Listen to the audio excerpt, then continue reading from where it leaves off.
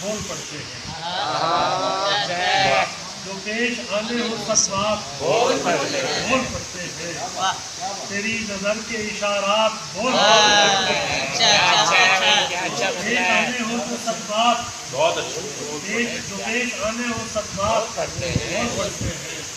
तेरी नजर के इशारात बोल पड़ते हैं।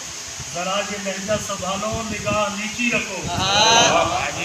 जरा ये लहजा संभालो, निगाह नीची रखो। जुबान से पहले यहाँ हाथ बोलो। शादी भाई बहुत अच्छा शेर। ये बड़ा मुख्तलिफ लहजे का शेर। जरा ये लहजा संभालो, निगाह नीची रखो।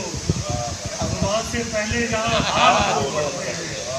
सुलगते रहते हैं बरकत से दूर मुद्दत तक।